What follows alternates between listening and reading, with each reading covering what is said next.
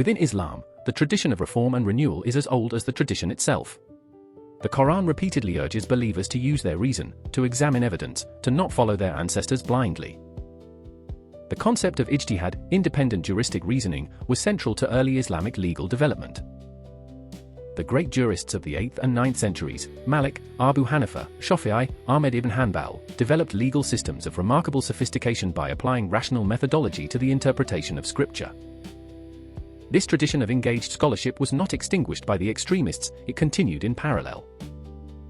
The problem is one of visibility and authority. In the contemporary media environment, the scholars who condemn terrorism and advocate for peaceful interpretation are less visible than those who advocate violence, partly because their message is less emotionally compelling and partly because the platforms that amplify extremism have been more developed and better funded. The theological way out of extremism operates through several mechanisms.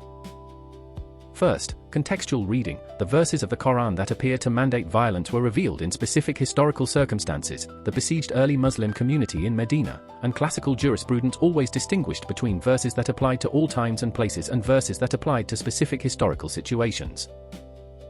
The extremist innovation was to apply the war verses universally and eternally.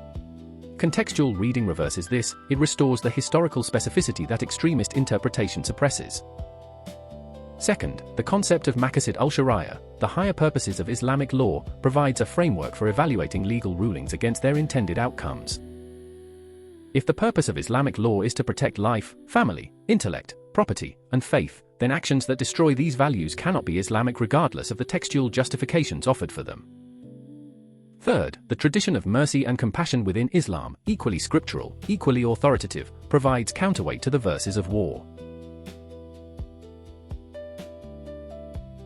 The most significant counter-extremism work being done by Muslim scholars occurs largely below the radar of Western media. The Amman Message of 2004, signed by over 200 senior Muslim scholars from 50 countries, declared that it is impermissible to declare any of the 8 recognized legal schools of Islam to be outside the faith, directly countering the takfiri logic that extremists use to justify attacking other Muslims. The work of scholars like Tariq Ramadan in Europe, Khalid Abu el-Fadl in the United States, and Abdullah bin Bayyar in the Gulf has produced sophisticated theological critiques of extremism that are widely distributed in Muslim communities worldwide.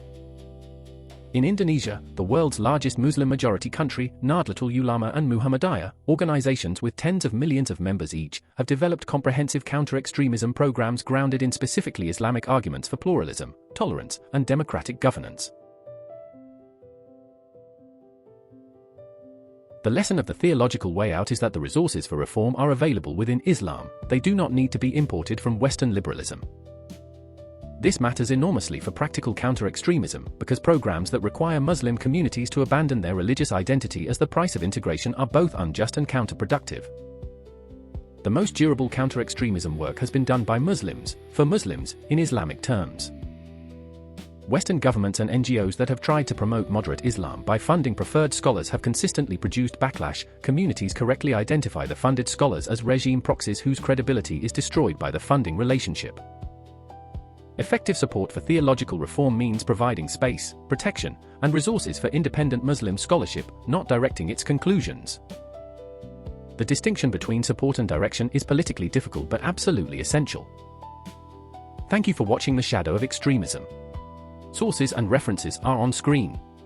Subscribe to follow the full series.